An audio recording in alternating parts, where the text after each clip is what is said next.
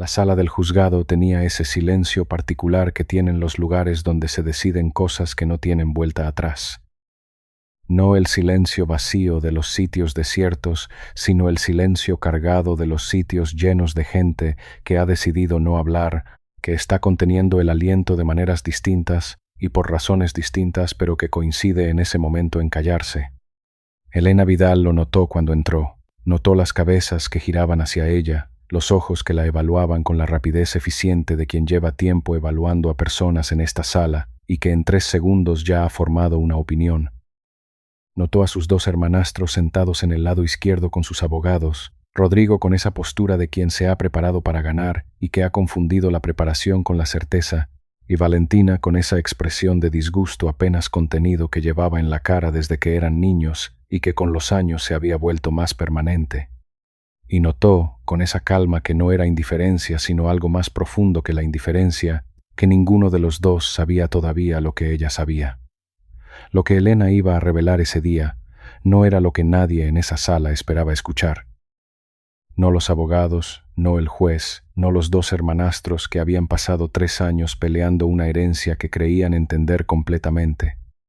Era algo que su padre le había dicho en una conversación que nadie más había escuchado en una habitación de hospital 4 días antes de que muriera. Algo que cambiaba no solo el resultado del juicio, sino la manera en que todos los que estaban en esa sala entenderían lo que había sido la vida de Aurelio Vidal, el hombre más rico y más incomprendido que Elena había conocido en sus 41 años de vida, y que cambiaba, sobre todo, lo que ella misma creía saber sobre quién era y de dónde venía. Pero para entender lo que pasó ese día en la sala del juzgado, hay que entender primero lo que pasó antes, muchos años antes, porque las revelaciones que sacuden una sala no nacen en esa sala, nacen mucho antes, en lugares más pequeños y más quietos, en conversaciones que nadie apunta en ningún acta y que sin embargo son las que determinan todo lo demás. Aurelio Vidal había construido su fortuna de la manera en que se construyen ciertas fortunas, con una inteligencia que no era del tipo que se aprende en las escuelas de negocios, sino del tipo que viene de mirar el mundo con una atención particular y de actuar sobre lo que se ve antes de que los demás lo hayan visto. Había empezado con muy poco, que era una afirmación que en su caso no era una figura retórica, sino una descripción literal. Había llegado a la capital a los 19 años, desde un pueblo del sur con una maleta pequeña y una cantidad de dinero que no habría durado 2 semanas si no hubiera encontrado trabajo el primer día.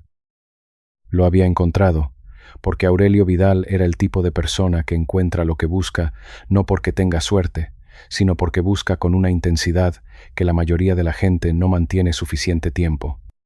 Y durante los 20 años siguientes había construido, pieza a pieza, con los errores y las correcciones que son parte inevitable de cualquier construcción real, el imperio que al final de su vida sumaba propiedades en 4 países, participaciones en 12 empresas y una cantidad de dinero que sus propios contables tenían dificultades para cuantificar con precisión. Lo que Aurelio Vidal no había construido bien, o lo que había construido de la manera más complicada posible, eran sus relaciones personales. Se había casado 2 veces. La primera vez con Carmen, que era la madre de Elena y que había estado con él durante los años difíciles, los años en que todavía no era claro si todo aquello en lo que Aurelio ponía su energía iba a llegar a algún sitio.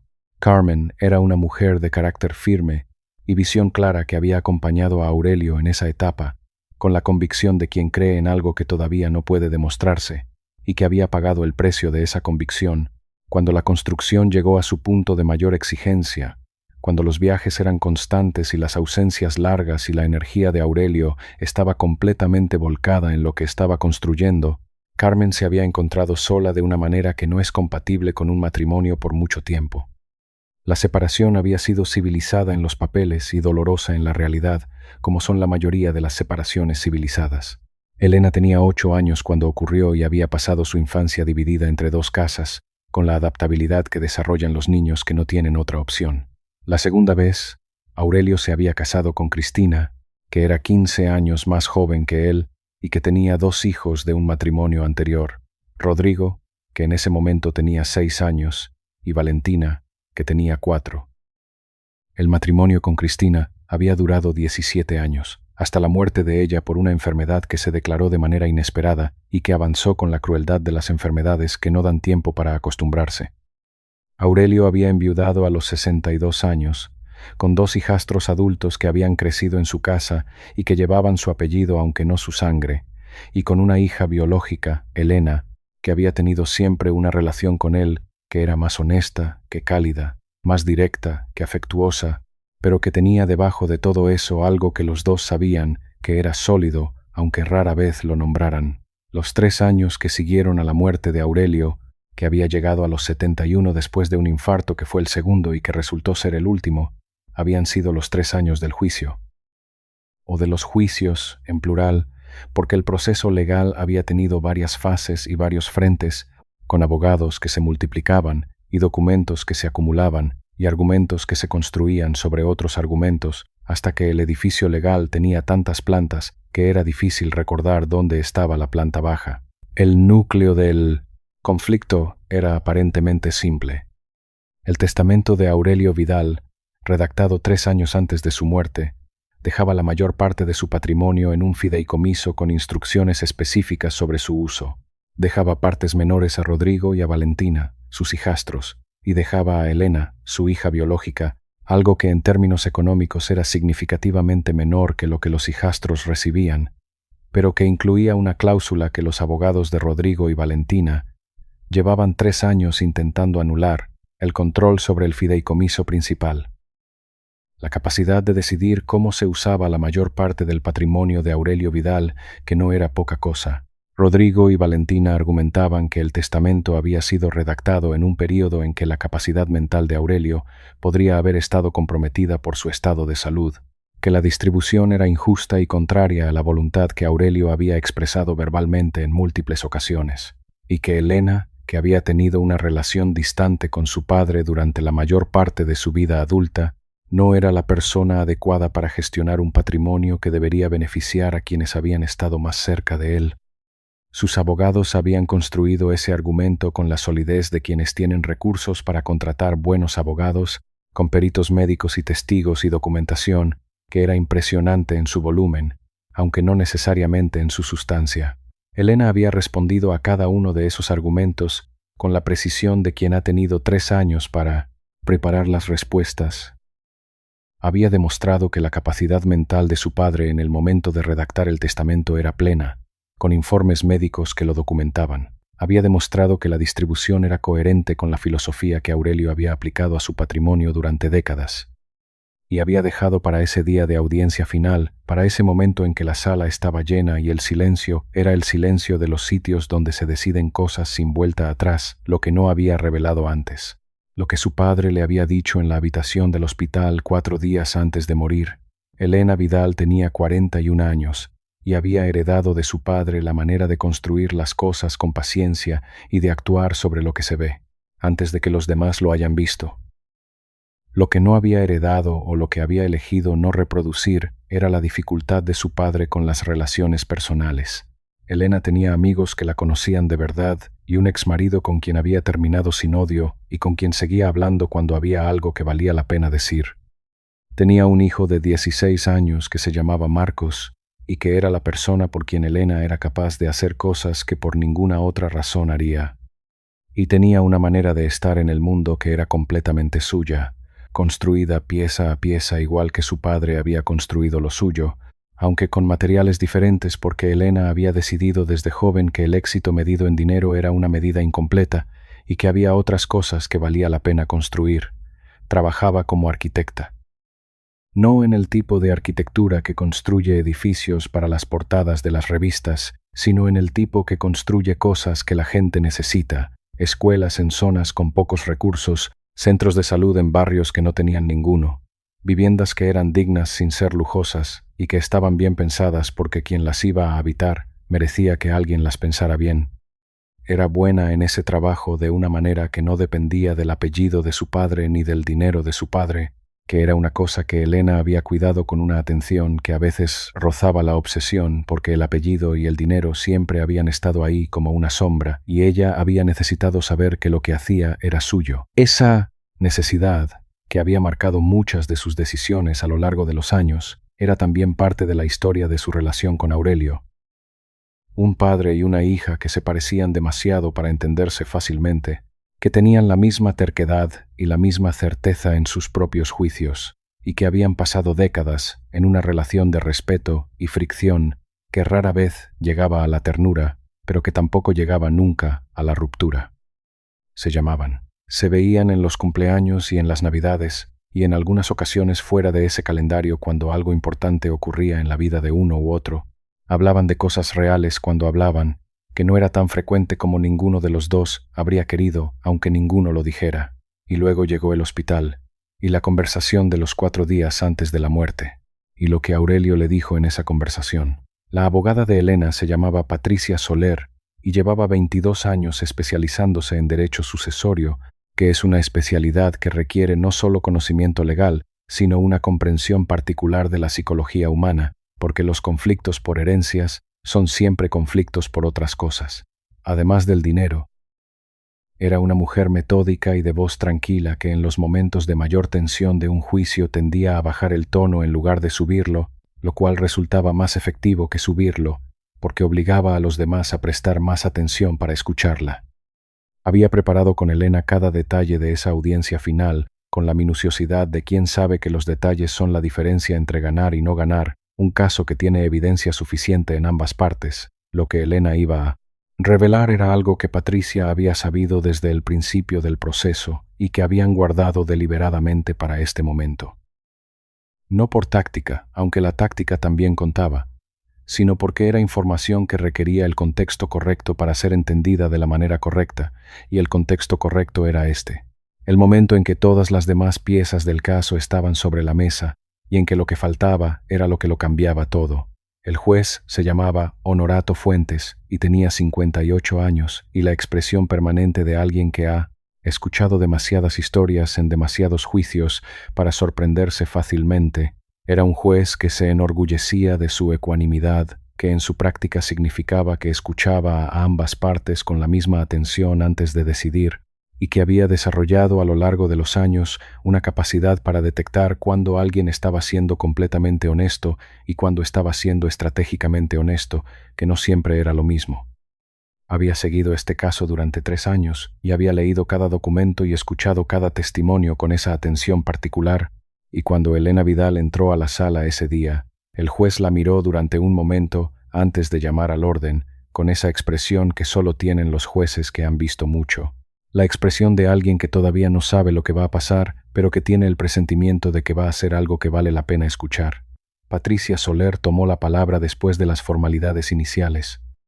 Dijo que la defensa tenía un documento que no había sido presentado anteriormente porque había sido necesario verificar su autenticidad con los métodos apropiados y que esa verificación había sido completada la semana anterior con resultados definitivos. Dijo que el documento era relevante para todos los puntos en disputa del caso y que su presentación requería que la sala entendiera primero el contexto en que había sido creado y que para ese propósito iba a pedir al juez permiso para que Elena Vidal hiciera una declaración que era parte de la evidencia del caso. El abogado de Rodrigo y Valentina, que se llamaba Alfredo Mora, y que era tan bueno en su trabajo como Patricia en el suyo, y que había pasado 3 años construyendo un caso que creía sólido, objetó. Dijo que la presentación de evidencia nueva en esta fase del proceso era irregular. Patricia respondió con la precisión de alguien que ha pensado en esa objeción muchas veces, que la evidencia no era nueva en el sentido de haber sido descubierta recientemente, sino que había sido retenida con autorización del tribunal hasta que pudiera ser verificada con los métodos que la otra parte habría exigido igualmente, y que esos métodos requerían el tiempo que habían requerido. El juez escuchó los argumentos de los dos. Luego dijo que escucharía la declaración y el documento y que decidiría sobre su admisibilidad después de conocer su contenido. Elena se levantó, caminó hasta el estrado con esa calma que no era indiferencia. Se sentó, miró al juez, luego a Patricia, luego, brevemente, a Rodrigo y Valentina, que la miraban con expresiones distintas. Rodrigo con esa mezcla de irritación y cautela de quien sabe que algo inesperado está a punto de ocurrir aunque todavía no sepa qué. Valentina con una expresión más cerrada que Rodrigo, más difícil de leer. Elena los conocía desde que tenía 8 años. Los conocía con la imprecisión particular de quien ha convivido con personas durante periodos importantes de su vida sin que esa convivencia haya producido ninguna intimidad real. Sabía cosas de ellos que se saben de quien comparte una mesa durante años sin compartir nada más profundo que la mesa. Empezó a hablar. Y lo que dijo, lo dijo de la manera en que Elena hacía las cosas importantes, sin adorno, sin el drama que la situación podría haber justificado, con la claridad directa de quien ha decidido que la verdad no necesita ser presentada de ninguna manera especial, porque la verdad tiene su propio peso y ese peso es suficiente. Dijo que 4 días antes de la muerte de su padre, cuando ya estaba claro que no iba a recuperarse del segundo infarto, Aurelio Vidal la había llamado al hospital para tener una conversación que había estado posponiendo durante años. No la llamó a ella sola, la llamó a ella la primera, y le pidió que lo que iban a hablar quedara entre los dos hasta el momento en que ella considerara que era necesario revelarlo. Esa era la razón por la que no había estado en el testamento, que había sido redactado antes, y la razón por la que Elena había esperado al momento que consideró correcto para traerlo a la sala. La sala estaba en silencio. Un silencio diferente al del principio. El silencio del principio era el de la anticipación. Este era el silencio de la atención completa. Lo que su padre le había dicho, dijo Elena, era lo siguiente: que el fideicomiso que representaba la mayor parte de su patrimonio no era suyo. No en el sentido en que nadie lo habría esperado, era suyo legalmente, registrado a su nombre, construido con el trabajo de décadas. Pero había una historia detrás de cómo había empezado ese trabajo, una historia que Aurelio había llevado consigo durante 50 años y que en los últimos días de su vida había decidido que ya no podía seguir llevando sin contarla. Elena hizo una pausa, no para crear efecto dramático, para asegurarse de que lo que venía después llegaba al silencio correcto. Su padre había llegado a la capital a los 19 años, dijo, con una maleta y poco dinero. Eso era la versión que todo el mundo sabía. Lo que no estaba en ninguna versión pública era lo que había pasado el segundo mes, cuando el dinero se había terminado y el trabajo que había encontrado no era suficiente, y había llegado a ese punto que tienen ciertos momentos de la vida en que el camino de adelante no está claro y la vuelta atrás tampoco está disponible. Y en ese punto, un hombre lo había ayudado, un hombre que no tenía razón para ayudarlo y que lo había hecho de todas formas, con una cantidad de dinero que no era enorme, pero que en ese momento concreto era exactamente la diferencia entre poder seguir y no poder. Un préstamo que Aurelio había aceptado con la promesa de devolverlo cuando pudiera, y que el hombre le había dado con la condición de que cuando lo devolviera fuera de una manera específica, no en dinero, sino en lo que el dinero pudiera construir para personas que lo necesitaran de la misma manera en que Aurelio lo había necesitado en ese momento. El hombre se llamaba Vicente Llorente, y era una persona ordinaria que tenía un taller de reparaciones en el barrio donde Aurelio había encontrado su primer cuarto de alquiler. No era rico ni influyente ni tenía ningún motivo estratégico para ayudar a un joven desconocido que se había presentado en su taller buscando trabajo y que no tenía ninguna habilidad particular para las reparaciones, pero que tenía una manera de mirar las cosas que a Vicente le había parecido que merecía una oportunidad. Le había dado trabajo durante 2 meses, le había prestado el dinero cuando el dinero hacía falta, y le había puesto esa condición que no era una condición de devolución sino de multiplicación, que cuando pudiera, devolviera multiplicado lo que había recibido, pero no a él, sino a alguien que lo necesitara como él lo había necesitado. Aurelio había cumplido esa promesa durante 50 años. De maneras que nadie había sabido porque las había mantenido en privado con la misma determinación con que había construido su fortuna en público. Becas para jóvenes que llegaban a la capital sin recursos, préstamos sin interés para pequeños negocios en los barrios donde había vivido al principio, financiación de proyectos en el pueblo del sur donde había nacido, que habían mejorado las condiciones de vida de personas que nunca habían sabido de dónde venía el dinero, y el fideicomiso, que era la estructura legal que Aurelio había creado para que esa promesa continuara después de que él ya no estuviera, era la versión formalizada y permanente de lo que había estado haciendo informalmente durante 5 décadas. El fideicomiso no era para Elena en el sentido de que fuera a enriquecerla. El fideicomiso era para que Elena, que era la única de sus 3 hijos a quien había contado la historia completa en esa habitación de hospital, gestionara el cumplimiento de una promesa que su padre no había podido terminar de cumplir en vida, porque las promesas de ese tipo no terminan, se continúan. La cláusula que le daba el control del fideicomiso no era un privilegio, era una responsabilidad, y Aurelio se la había dado a ella no porque la quisiera más que a los otros 2, sino porque la conocía suficientemente bien para saber que era la persona correcta para esa responsabilidad específica. El documento que Patricia Soler presentó al juez después de la declaración de Elena era una carta manuscrita de Aurelio Vidal, fechada 8 días antes de su muerte, dirigida al fideicomiso y a quien lo gestionara. En ella, Aurelio explicaba la historia de Vicente Llorente y de la promesa con una precisión que solo podía venir de alguien que la había llevado consigo durante 50 años y que la conocía en cada detalle.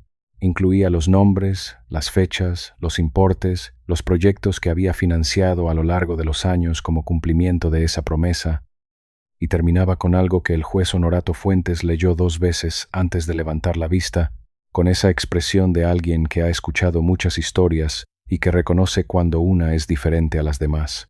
La carta terminaba con una petición, no una instrucción legal, no una cláusula testamentaria, una petición personal, escrita con la letra de un hombre que sabía que no le quedaba mucho tiempo y que quería que sus palabras llegaran de la manera más directa posible a quien las necesitaba leer. Le pedía a Elena que buscara a los descendientes de Vicente Llorente, si lo sabía, y que les dijera lo que su bisabuelo o su abuelo o su padre había hecho por un joven desconocido 50 años atrás, y que lo que el fideicomiso construyera en el futuro fuera también en reconocimiento de eso, porque las cosas que se construyen sobre la base de algo que otra persona hizo primero, le deben algo a esa persona, y Aurelio Vidal, en los últimos días de su vida, había decidido que era el momento de reconocer esa deuda en voz alta. El silencio que siguió a la lectura de la carta duró más que los silencios anteriores. Rodrigo fue el primero en hablar, a través de su abogado, que era el procedimiento correcto. Alfredo Mora dijo que necesitaba tiempo para revisar el documento con su cliente y que solicitaba un aplazamiento.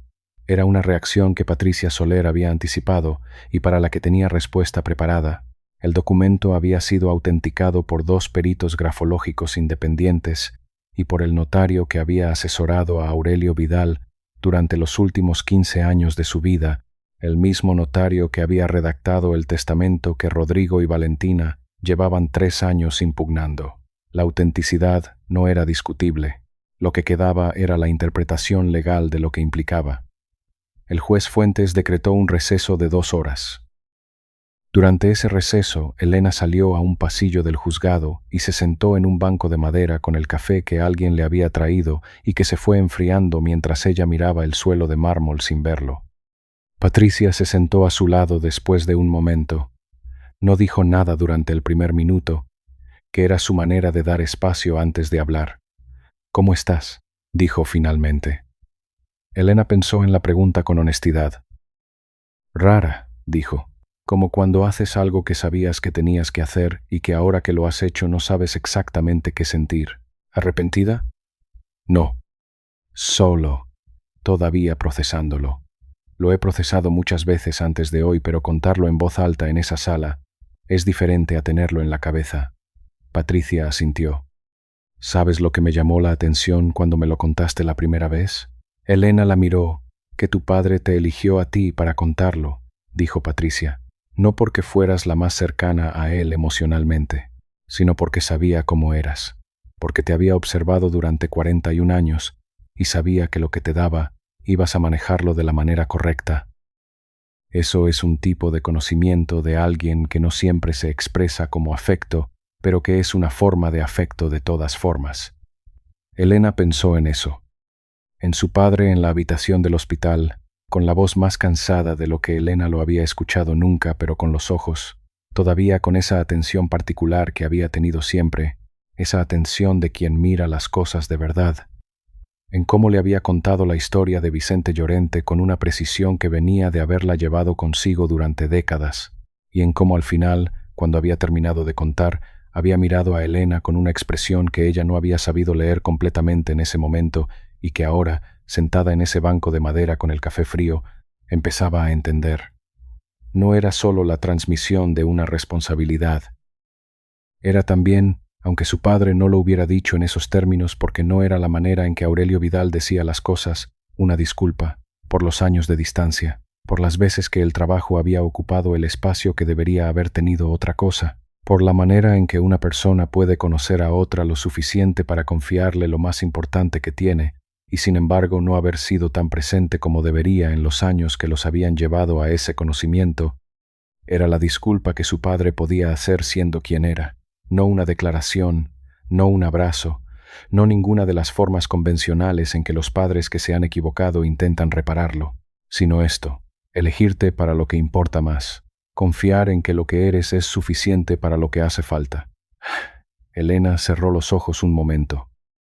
Luego abrió el café, que ya no estaba caliente pero que todavía tenía sabor, y lo bebió. Cuando volvieron a la sala, el abogado de Rodrigo y Valentina tenía una posición diferente a la que había tenido antes del receso. No completamente diferente, que los abogados no cambian de posición completamente en 2 horas, pero sí suficientemente diferente para que la dirección del procedimiento se modificara. Alfredo Mora presentó al tribunal una solicitud que antes de que el juez dictara sentencia, se permitiera una conversación entre las partes fuera de la sala, que en el lenguaje legal se llama mediación, pero que en la práctica era lo que Mora había recomendado a sus clientes que necesitaban: hablar. El juez Fuentes miró a Patricia. Patricia miró a Elena. Elena asintió. El juez decretó un receso de 1 día. La conversación ocurrió a la mañana siguiente, en una sala pequeña del juzgado con una mesa redonda que no tenía el significado simbólico que tiene en otros contextos, pero que en este caso resultaba apropiada, sin cabecera, sin el lado de los ganadores y el lado de los perdedores, solo personas sentadas alrededor de algo común.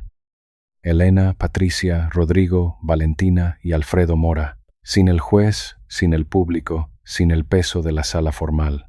Rodrigo había llegado con esa postura de siempre, la de quien se ha preparado para ganar, pero había algo en ella que esa mañana estaba ligeramente diferente.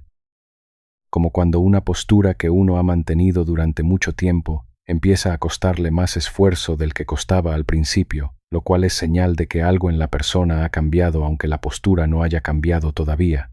Rodrigo tenía 44 años y había crecido en la casa de Aurelio Vidal desde los 6, y durante esos años había construido una relación con el hombre que era más compleja de lo que los papeles del juicio mostraban.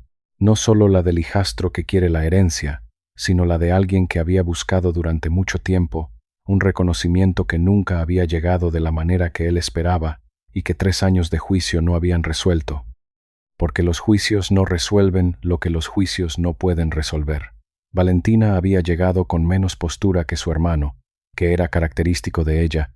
Valentina procesaba las cosas más por dentro y las mostraba menos por fuera, lo cual la hacía más difícil de leer, pero también, cuando decidía hablar, más sorprendente.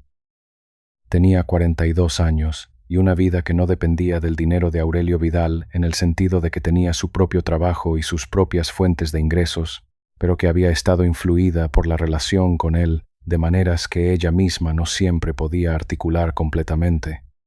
Había entrado en este juicio siguiendo a su hermano, que era su manera de hacer muchas cosas, y en algún momento de los 3 años había llegado a un punto en que ya no estaba completamente segura de que estaba ahí por las razones correctas. Elena habló primero, que no era el protocolo habitual de estas mediaciones, pero que Patricia había recomendado porque conocía a su cliente y sabía que la manera en que Elena hablaba era la más adecuada para este momento. Elena no les habló del fideicomiso, ni de la carta, ni de los derechos legales de nadie. Les habló de la conversación con su padre en el hospital. Les contó lo que Aurelio le había dicho sobre Vicente Llorente con el mismo detalle con que se lo había contado a ella, porque había partes de esa historia que no habían quedado en los documentos oficiales y que pertenecían también a ellos, aunque no estuvieran en ningún testamento. Les contó que en esa misma conversación, antes de llegar a la historia de Vicente Llorente, su padre le había hablado de ellos, de Rodrigo, a quien había visto crecer y en quien reconocía una ambición que entendía porque era la misma que había tenido él a esa edad, y a quien le había fallado no dándole el reconocimiento que buscaba de la manera en que lo buscaba, de Valentina, de quien decía que tenía una inteligencia que nunca había encontrado la manera correcta de expresarse dentro de la familia y que eso también era en parte responsabilidad suya. Rodrigo no dijo nada durante un momento que fue largo. Luego dijo, con una voz que tenía una textura diferente a la que había tenido en la sala el día anterior. ¿Lo dijo así? Así, dijo Elena. Con esas palabras, Rodrigo miró la mesa. No a Elena, no a su hermana, sino a la mesa, que era la manera en que ciertas personas miran cuando necesitan procesar algo sin que nadie los vea procesarlo. Y en ese gesto de mirar la mesa, había algo que Elena reconoció porque conocía ese gesto de años de convivencia. Era el gesto de Rodrigo cuando recibía algo que no esperaba y que no sabía todavía cómo manejar. Valentina sí la miró. La miró con una atención directa que Elena no le había visto en años, quizás desde que eran adolescentes, y todavía no habían construido la distancia que habían construido después. Y dijo algo que Elena tampoco esperaba. ¿Por qué no nos lo dijo a nosotros? Elena lo pensó. Porque sabía que a vosotros os lo tenía que decir yo, dijo. Eso me lo dijo, que había cosas que entre él y vosotros tenían demasiado peso del pasado para decirse directamente, y que si me las decía a mí y yo os las transmitía, habría algo diferente en cómo llegarían. ¿Y crees que tenía razón en eso?, preguntó Valentina. Elena lo pensó. Creo que era la mejor solución que encontró con lo que tenía, que quizás no era la perfecta, pero que era honesta. Valentina asintió despacio, y en ese asentimiento había algo que la conversación de los 3 años anteriores no había tenido, el reconocimiento de que había algo más grande que el juicio que estaba ocurriendo en esa mesa. La mediación duró 4 horas. Al final de esas 4 horas había un acuerdo que ninguno de los abogados habría redactado antes de que empezara, porque ninguno habría podido predecir que ese era el acuerdo al que iban a llegar. El fideicomiso quedaba bajo el control de Elena tal y como el testamento establecía, que era el núcleo de lo que los abogados de Elena habían estado defendiendo durante 3 años. A cambio, Elena se comprometía a establecer un consejo consultivo del fideicomiso que incluiría a Rodrigo y a Valentina como miembros con voz, aunque no con voto, que era una distinción legal importante, pero que en la práctica significaba que serían parte de las decisiones, aunque la decisión final fuera de Elena. Y los 2 hermanastros retiraban la impugnación del testamento y reconocían la validez de los documentos presentados. No era lo que ninguno había entrado al juicio esperando. Era mejor, no en el sentido de que alguien hubiera ganado más o perdido menos, sino en el sentido de que el resultado reflejaba algo real sobre las personas que lo habían alcanzado, que eran personas capaces de escuchar algo inesperado y de cambiar de dirección cuando lo que escuchaban lo merecía. El juez Fuentes homologó el acuerdo esa tarde. Cuando salió de la sala, Elena se quedó un momento en el pasillo del juzgado, sola por primera vez en todo el día. Pensó en su padre, en la habitación del hospital con la luz de final de tarde y la voz cansada y los ojos atentos, en lo que le había dicho y en cómo lo había dicho, con esa precisión que era la única manera en que Aurelio Vidal sabía decir las cosas importantes. Pensó en Vicente Llorente, que había muerto hacía muchos años pero cuyos descendientes existían, porque Elena ya los había buscado antes del juicio siguiendo la petición de su padre, y que eran una familia ordinaria en un barrio de la ciudad que no sabía nada de la historia que conectaba a su abuelo con un hombre rico, que había construido su fortuna sobre la base de un gesto de generosidad que ese abuelo había hecho. 50 años atrás, los iba a llamar esa semana. Les iba a contar lo que sabía, y lo que el fideicomiso hiciera en los próximos años iba a ser, en parte, en reconocimiento de algo que una persona ordinaria había hecho sin esperar ningún reconocimiento, que era exactamente la manera en que los gestos más importantes suelen hacerse. Elena salió al exterior del juzgado. El sol de la tarde estaba bajo y claro, con esa calidad de luz que tienen los días de otoño cuando hacen lo que el otoño promete y no siempre cumple. Llamó a su hijo Marcos, que estaba en el colegio, pero que tenía el teléfono en silencio durante las clases, y que le respondió el mensaje con un solo emoji que Elena reconoció como lo más expresivo que un adolescente de 16 años podía enviar cuando lo que exponía quería decir era que se alegraba. Luego llamó a su madre Carmen, que tenía 70 años y que vivía en una ciudad del sur, y que había seguido el juicio desde lejos con esa mezcla de preocupación e indignación que tienen las madres cuando alguien pelea con sus hijos, aunque el alguien sea el exmarido con quien las cosas terminaron hace muchos años y con quien los resentimientos tendrían que haber terminado también. Carmen contestó al segundo tono. Elena le dijo que había terminado, que estaba bien, que el resultado era el que tenía que ser.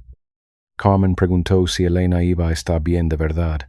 Elena dijo que sí, y lo dijo de la manera en que su madre sabía que lo decía en serio, con esa firmeza particular que Elena había heredado de ella más que de ninguna otra persona. Lo que Elena no le contó a su madre esa tarde, porque era demasiado para un teléfono y porque necesitaba más tiempo para encontrar las palabras correctas, era lo que sentía sobre su padre ahora que el juicio había terminado. Era algo complejo, no del tipo que se puede resumir en una respuesta, ni del tipo que cabe en las categorías habituales de amor o resentimiento o gratitud o pérdida.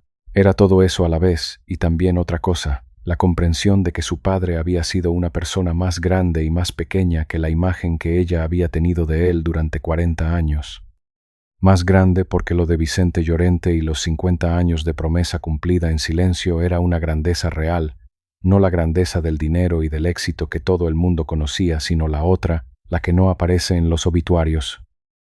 Y más pequeña porque las conversaciones que habían tenido que tener y que no habían tenido, los años en que la distancia había crecido sin que ninguno de los dos la redujera, los cumpleaños en que habían hablado de cosas correctas en lugar de cosas verdaderas, todo eso era también parte de él, y era una pequeñez que Elena podía nombrar ahora sin rabia, con la tristeza tranquila de quien entiende que las personas son lo que son y que eso tiene que ser suficiente. La primera reunión del Consejo del Fideicomiso fue en enero del año siguiente.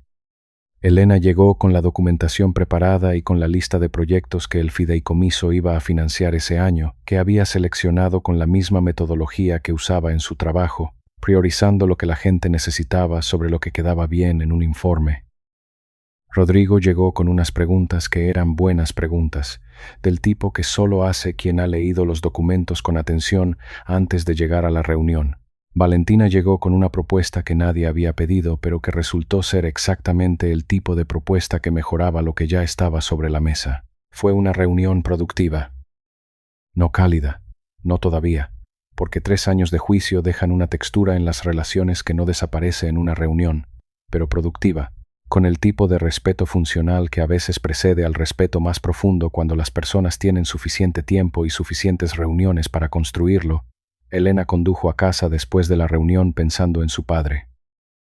En Vicente Llorente, a cuyos nietos había visitado en noviembre y que habían recibido la historia con la sorpresa y la emoción de quien descubre que alguien que quería hizo algo importante que no le habían contado nunca. En la manera en que ciertas cosas se propagan hacia adelante en el tiempo, invisibles durante décadas, hasta que alguien las nombra en voz alta y de repente están en todos los lugares a la vez, en la carta de un hombre de 70 años, escribiendo con la letra cansada de quien ya no tiene mucho tiempo, en la sala de un juzgado donde el silencio de repente tiene una textura diferente, en una mesa redonda donde 3 personas que habían sido adversarios durante 3 años encontraron algo más parecido a la verdad de lo que el juicio les habría dado nunca. Y en los proyectos que el fideicomiso iba a financiar ese año, que eran escuelas y centros de salud y viviendas dignas, que era exactamente el tipo de cosas que Elena construía en su trabajo y que ahora iba a poder construir también con los recursos que su padre le había dejado para eso. Había algo en esa continuidad que Elena encontraba difícil de nombrar sin que sonara a algo que no era. No una reconciliación exactamente, no el cierre limpio de algo que había estado abierto demasiado tiempo, sino algo más parecido a la comprensión de que las personas son más de lo que parecen, que los padres son más que los padres que uno conoce, que hay historias detrás de las personas que uno cree conocer completamente y que esas historias no cambian quiénes son, pero sí cómo se entiende lo que son. Y que a veces esas historias llegan cuando ya no puedes decirle nada a la persona que las protagonizó, y que eso duele de una manera específica, pero que también tiene su propio valor, el valor de lo que se entiende tarde pero completamente.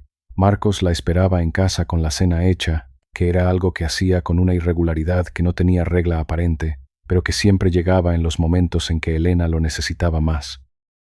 Tenía 16 años y la altura de su abuelo Aurelio, al que había conocido poco, pero cuya manera de estar quieto cuando pensaba había heredado de una manera que Elena encontraba a veces inquietante y a veces enormemente familiar. Le preguntó cómo había ido la reunión. Elena le contó lo esencial con la honestidad que le había prometido cuando decidió que iba a ser el tipo de madre que contaba las cosas en lugar de protegerlo de ellas. Marcos escuchó con esa atención suya. Luego dijo, «El bisabuelo era raro». Elena sonrió.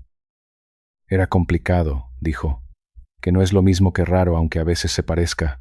«¿Tú lo querías?» Elena lo pensó. «Sí», dijo, aunque a veces era difícil saber cómo hacerlo. Marcos asintió con esa manera que tenía de asentir cuando recibía respuestas que eran más complejas de lo que había esperado, pero que le parecían más honestas precisamente por eso.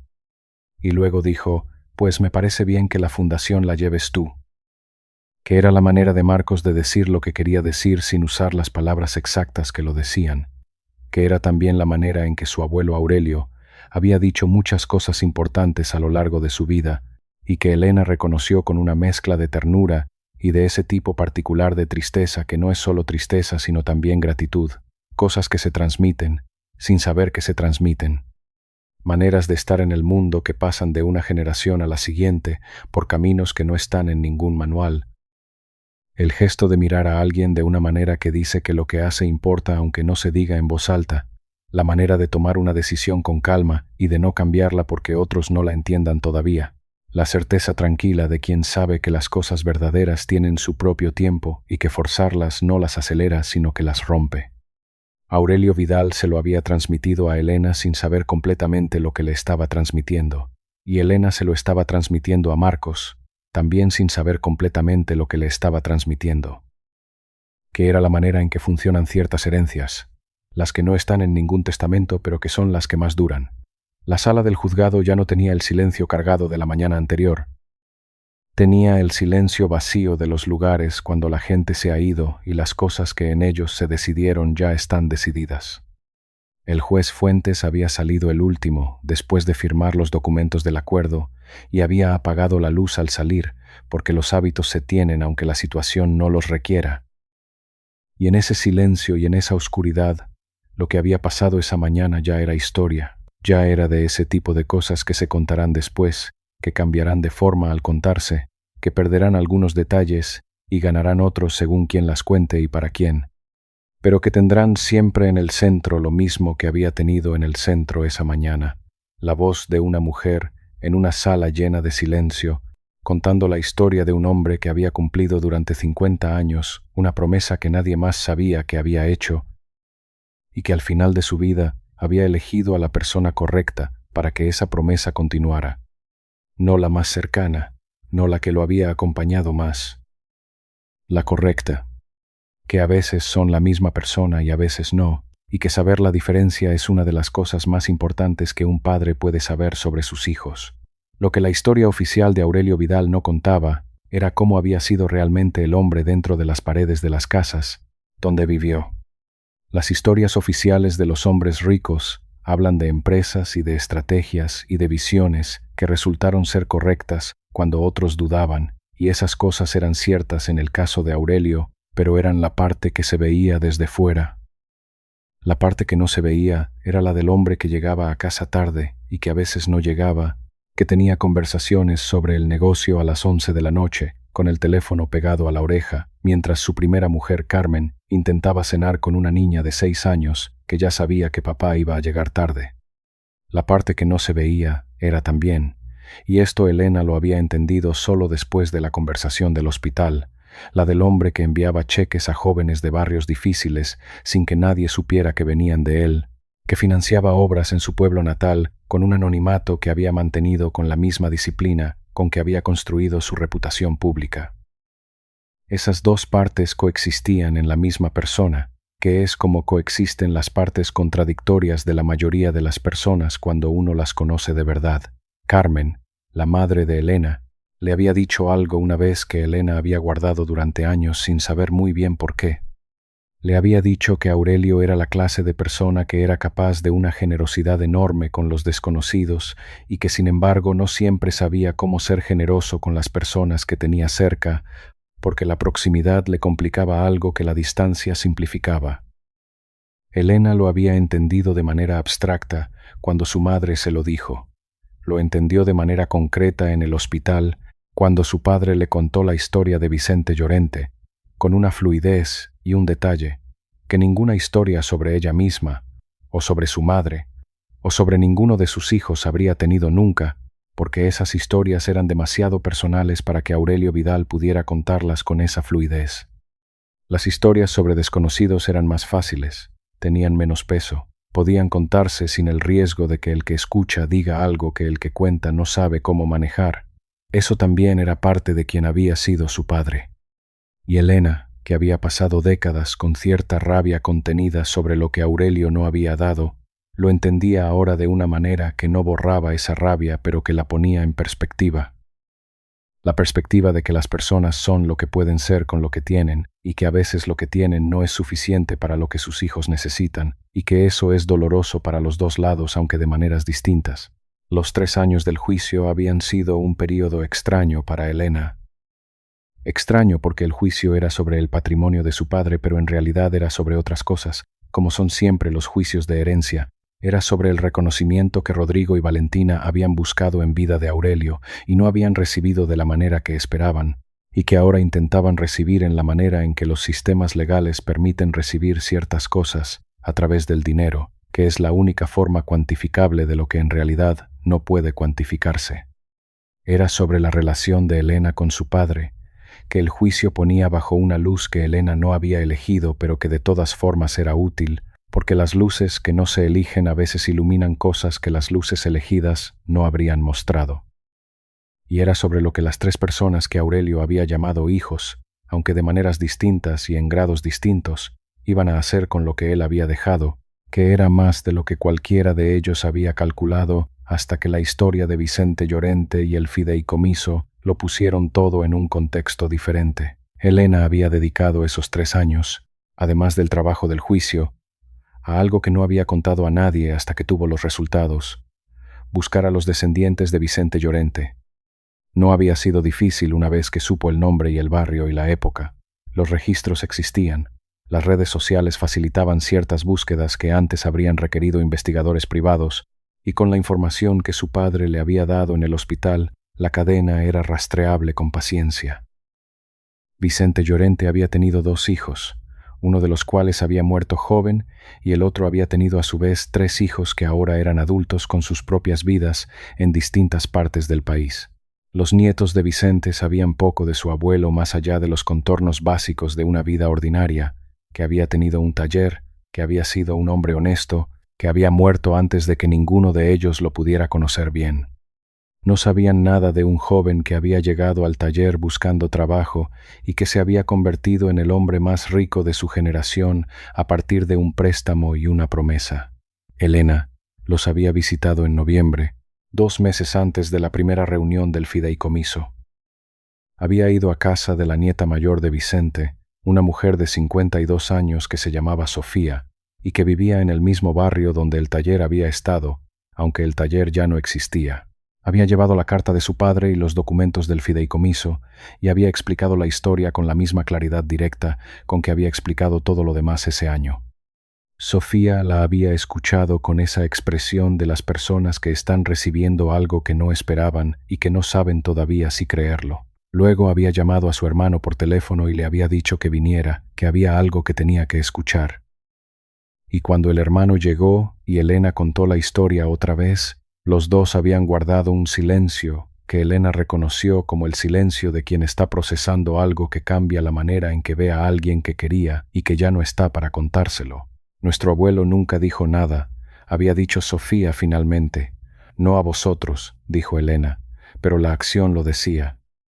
Y tu abuelo era el tipo de persona que cree que las acciones dicen más que las palabras, que es una manera de ver las cosas que tiene sus limitaciones pero también tiene su lógica. Sofía la había mirado durante un momento. ¿Y usted? ¿También lo cree? Elena lo pensó. A veces, dijo. Creo que las acciones son necesarias pero no suficientes, que también hacen falta las palabras, aunque sean difíciles. Mi padre aprendió eso tarde. demasiado tarde para que le sirviera de mucho en las relaciones que más le importaban, pero lo aprendió.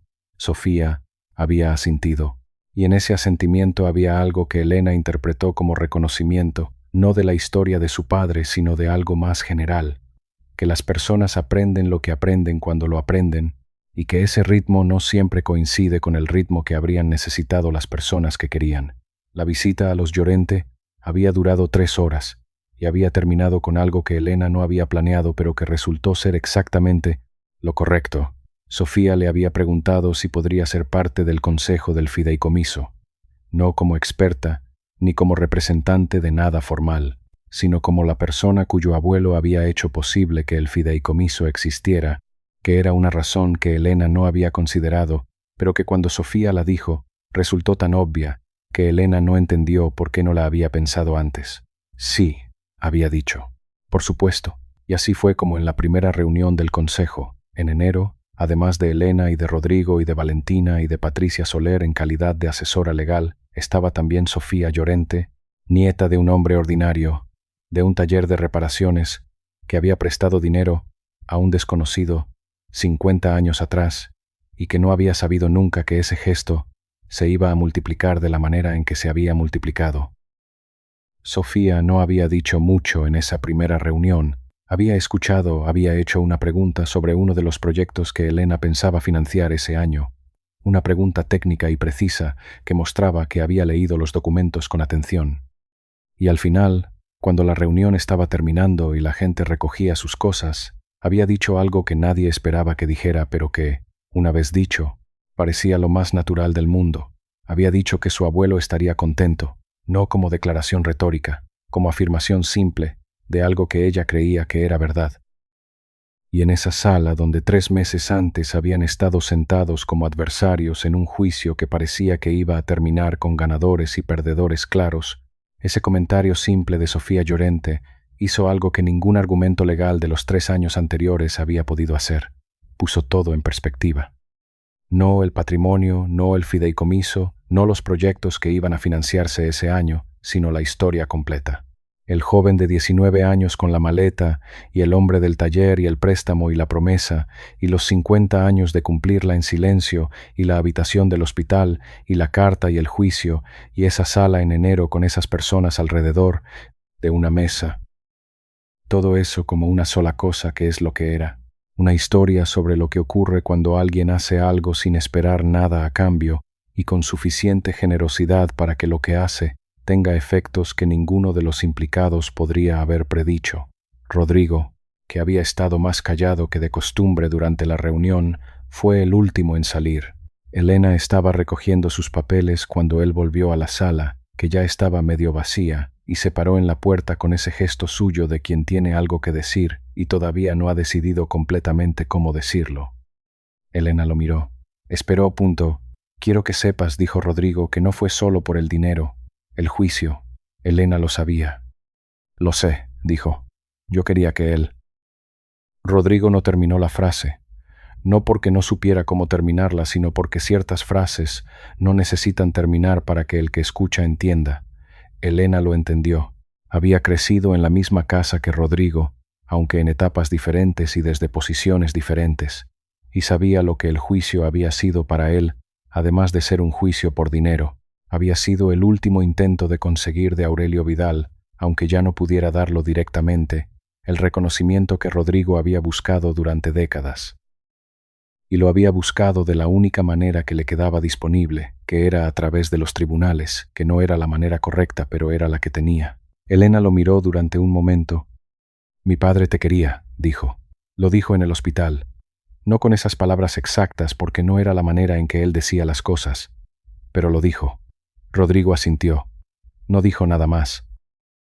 Y salió de la sala con esa postura suya que ya no era exactamente la misma que había tenido al entrar al juicio 3 años atrás, porque algo en ella había cedido unos centímetros, suficientes para que se notara la diferencia, aunque desde fuera no fuera fácil describir exactamente cuál era.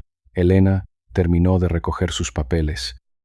Apagó la luz de la sala y salió al pasillo donde la esperaba Sofía Llorente, que había esperado sin que nadie le pidiera que esperara, y las dos caminaron juntas hacia la salida del edificio sin hablar mucho porque no hacía falta hablar mucho, con la ciudad de enero afuera y el año nuevo empezando de la manera en que empiezan los años nuevos, que de verdad son nuevos, no con ruido sino con algo más tranquilo y más real, con la sensación de que lo que viene es diferente a lo que había antes, aunque todavía no se sepa exactamente en qué.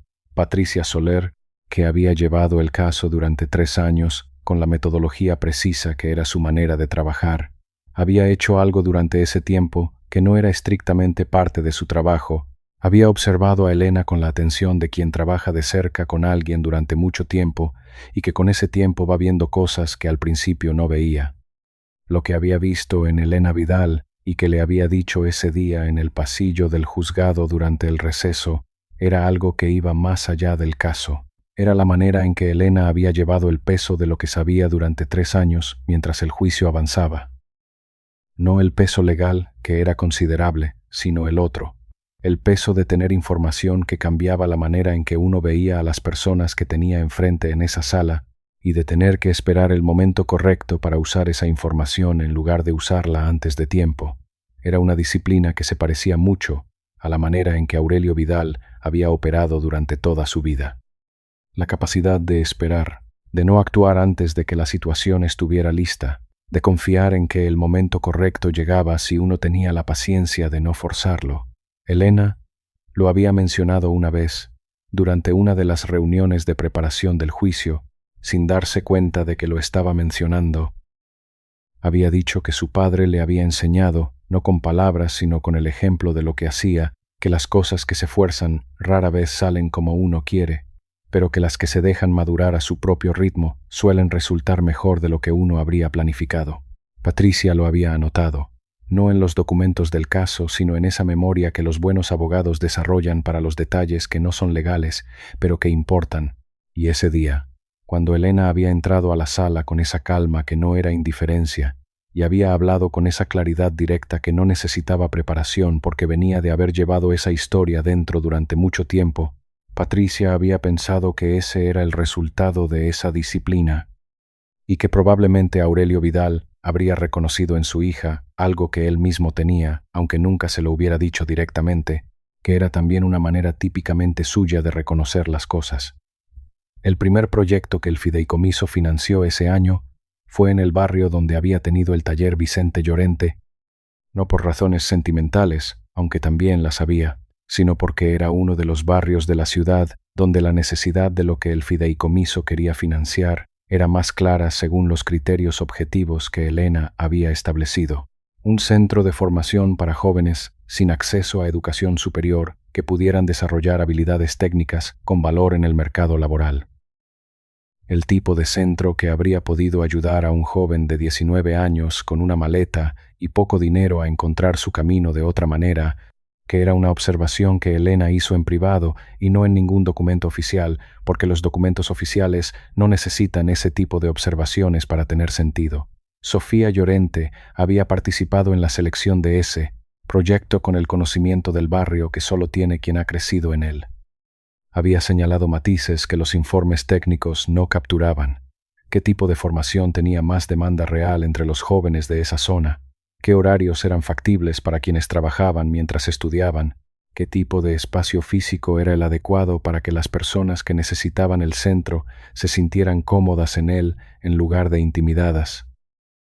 Esos detalles habían mejorado el proyecto de maneras que se notarían cuando el centro abriera y que no habrían estado sin la participación de alguien que conocía el terreno de la manera en que Sofía lo conocía.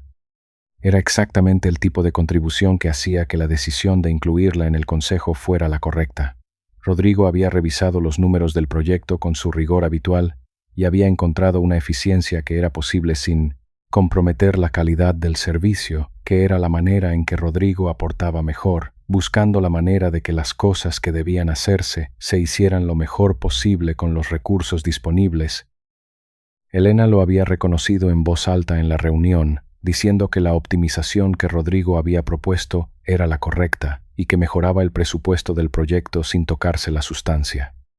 Era la primera vez en 3 años que Elena le reconocía algo a Rodrigo en un contexto formal. Rodrigo lo recibió sin efusividad, con el asentimiento seco de quien no estaba acostumbrado a recibir reconocimiento y que no sabía del todo cómo recibirlo, pero que claramente lo recibía. Valentina había propuesto en esa misma reunión un sistema de evaluación de impacto que era más sofisticado que el que Elena había previsto, con métricas que iban más allá de los números cuantitativos y que capturaban cambios cualitativos en la situación de las personas que recibían el apoyo del fideicomiso. Era una propuesta que mostraba que Valentina había pensado en el tema con una profundidad que nadie en la sala esperaba, y que cuando se presentó en la mesa, con su lenguaje preciso y su lógica clara, Sofía fue la primera en decir que era exactamente lo que hacía falta. Elena observó ese intercambio entre Valentina y Sofía con la atención de quien está viendo algo que no había previsto, pero que, ahora que lo veía, tenía una lógica que debería haber previsto. Valentina, que había pasado años siendo la más callada de los 3 hijos de Aurelio, la más difícil de leer, la que había seguido a su hermano en el juicio más por inercia que por convicción propia, estaba encontrando en ese espacio algo que no había tenido antes. Una manera de contribuir que era reconocida como valiosa por personas que no tenían ninguna razón para reconocerla, salvo que lo era. Y ese reconocimiento, que llegaba sin la carga de la historia familiar, ni del juicio, ni de ninguna de las complicaciones que habían envuelto todo lo relacionado con Aurelio Vidal, tenía un peso diferente, un peso más limpio. Elena pensó, no por primera vez, que su padre había sido mejor estratega de lo que ella le había dado crédito. No en el sentido de que hubiera planeado cada detalle de lo que estaba ocurriendo ahora, porque Aurelio Vidal no tenía manera de saber cómo iban a resultar las cosas cuando él ya no estuviera, sino en el sentido de que había entendido mejor de lo que sus hijos habían entendido que las personas son más de lo que parecen bajo presión y que la presión de un juicio por herencia no era el contexto correcto para que ninguno de sus 3 hijos fuera la mejor versión de sí mismo. El contexto correcto era este: una mesa redonda con un propósito concreto y los recursos para perseguirlo, con la mezcla correcta de personas que se conocían y que no se conocían, con la historia de Vicente Llorente debajo de todo como el fundamento que explicaba por qué estaban ahí y qué se esperaba que hicieran. Había construido ese contexto desde la habitación del hospital con una carta y una conversación, la elección de la persona correcta para transmitir lo que había que transmitir. Era el tipo de construcción que solo puede hacer alguien que conoce bien a las personas con quienes construye, que observa durante años y que actúa sobre lo que observa en el momento adecuado. Que es también la manera en que se construyen las cosas que duran. Había una conversación que Elena había tenido con su hijo Marcos durante los años del juicio que pensaba en ella con más frecuencia que otras. Marcos tenía 14 años cuando el juicio empezó y 16 cuando terminó, que es un periodo de tiempo en que un adolescente cambia de maneras que no siempre son visibles desde fuera, pero que son profundas desde dentro. Había seguido el juicio con la atención discreta de quien no hace preguntas directas, pero que escucha todo y que procesa lo que escucha de maneras que solo salen a la luz tiempo después. Una noche del segundo año, cuando Elena llegaba tarde después de una reunión con Patricia que había durado más de lo previsto, Marcos estaba despierto en la cocina con un libro que claramente no estaba leyendo, que era su manera de esperar a que su madre llegara sin admitir que estaba esperando. Elena le había preguntado por qué estaba despierto. Marcos había dicho que se le había olvidado mirar la hora.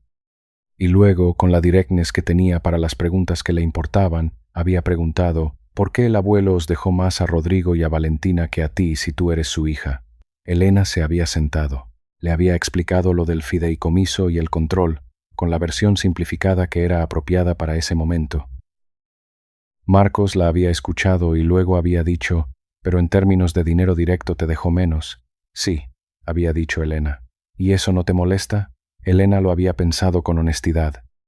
Me molestó durante un tiempo, había dicho, cuando lo leí por primera vez en el testamento. Pero luego entendí por qué lo había hecho así y dejó de molestarme. ¿Por qué lo hizo así? Porque conocía a sus hijos, había dicho Elena.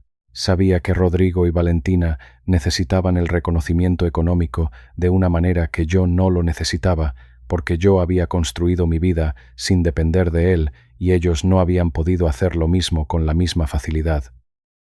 Y sabía que lo que me daba a mí era más difícil de manejar que el dinero, pero también más importante, que era la clase de cosa que yo podía manejar y que ellos no podrían no porque sean peores personas, sino porque son personas distintas, con habilidades distintas.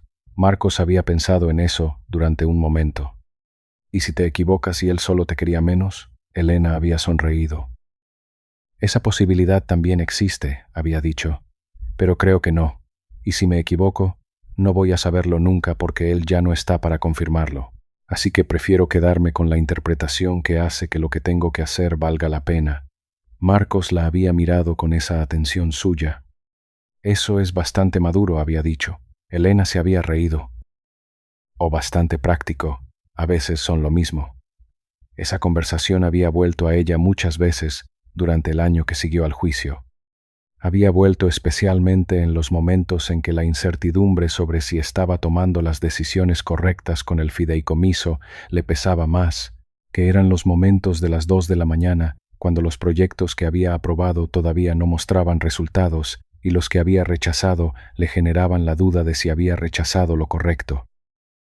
En esos momentos había pensado en lo que le había dicho a Marcos sobre quedarse con la interpretación que hace que lo que tienes que hacer valga la pena. Y había entendido que ese principio no era solo para las situaciones donde la alternativa era la duda sobre si su padre la había querido, era para todas las situaciones donde la certeza no existía y donde la única opción era elegir la manera de ver las cosas que permitía seguir adelante de la mejor manera posible. Era algo que Aurelio Vidal había practicado durante 50 años con la promesa de Vicente Llorente. No había podido saber si cumplir esa promesa estaba cambiando las cosas para las personas que recibían lo que el fideicomiso distribuía. Había podido ver algunos resultados concretos, pero la mayoría de los efectos de ese tipo de generosidad son invisibles para quien la ejerce, porque ocurren en vidas que uno no sigue de cerca. Había elegido seguir de todas formas durante 5 décadas, con la certeza que no venía de la evidencia sino de algo más profundo, la convicción de que hacer lo correcto tiene sus propios efectos, aunque uno no los vea, y que no verlos no significa que no existan.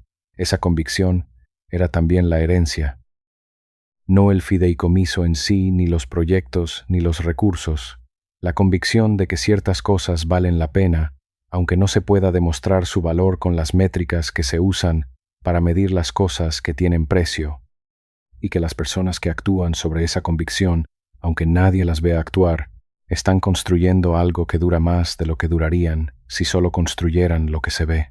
Vicente Llorente lo había sabido cuando prestó el dinero a un desconocido con la condición de que lo devolviera multiplicado a otros desconocidos. No lo había sabido de manera consciente, con esa formulación, lo había sabido de la manera en que se saben ciertas cosas, con el instinto de quien ha entendido algo sobre cómo funciona el mundo sin necesitar que nadie se lo explique.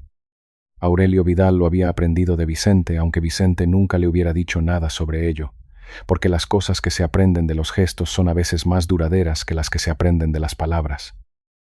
Y Elena lo había heredado de Aurelio de la misma manera, no porque su padre se lo hubiera explicado en ninguna lección de vida, sino porque lo había visto operar en las decisiones que su padre tomaba, en la manera en que su padre miraba el mundo, en esa atención particular que Aurelio tenía para ciertas cosas que otros no veían. El edificio donde fue el taller de Vicente Llorente ya no existía. Lo habían derribado en los años 90 para construir un bloque de apartamentos que era funcional y sin ninguna gracia particular, el tipo de edificio que existe en miles de barrios de miles de ciudades y que no dice nada específico sobre el lugar donde está. Pero la calle seguía siendo la misma calle, con el mismo trazado que había tenido cuando un joven de 19 años la había caminado por primera vez buscando trabajo, y el barrio seguía teniendo los mismos contornos, aunque más densamente construido y con otras tiendas y otros negocios, la misma lógica de barrio que tiene sus propias reglas y sus propios ritmos y sus propias formas de que la gente se ayude o no se ayude.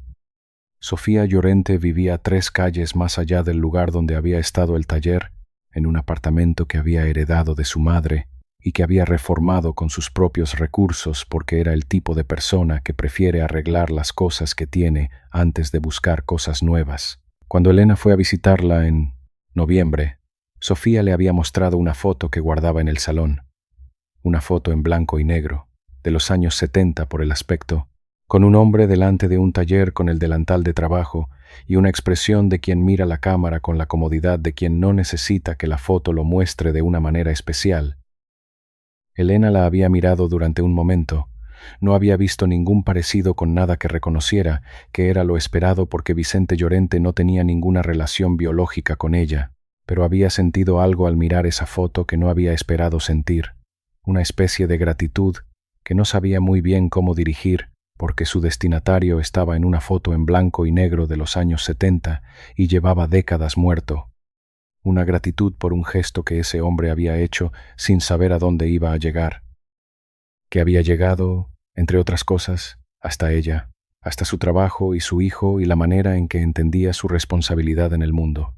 Porque sin ese gesto de Vicente Llorente, la historia de Aurelio Vidal habría sido otra historia y Elena habría sido otra persona y nada de lo que estaba ocurriendo ese año habría tenido la forma que tenía. Le había pedido a Sofía si podía hacer una copia de esa foto. Sofía le había dicho que sí. Y Elena la tenía ahora en su despacho, entre los planos de los proyectos que estaba diseñando y los documentos del fideicomiso que gestionaba. Un hombre con un delantal de trabajo mirando a la cámara con la comodidad de quien no necesita que la foto lo muestre de ninguna manera especial. Alguien que había hecho algo sin esperar que nadie lo recordara, y que sin embargo era recordado, aunque de una manera que él nunca habría podido imaginar, en el trabajo de una mujer que no lo había conocido pero que llevaba su historia en el fundamento de todo lo que hacía. Así funcionan ciertas herencias, las que no tienen precio de mercado, las que no aparecen en ningún testamento y que sin embargo son las más reales de todas, las que se transmiten en los gestos que alguien hace sin calcular lo que va a producir, con la sola convicción de que hacer lo correcto tiene efectos aunque uno no los vea, y que esos efectos, invisibles para quien los origina, van construyendo algo que dura mucho más de lo que dura cualquier cosa que pueda ponerse en un sobre y llevarse a un juzgado. ¿Qué es lo que Elena Vidal entendió completamente ese enero en que el fideicomiso empezó a funcionar y en que todo lo que parecía una herencia por resolver resultó ser una historia sobre cómo las cosas importantes siempre estuvieron donde tenían que estar, esperando al momento en que alguien las revelara?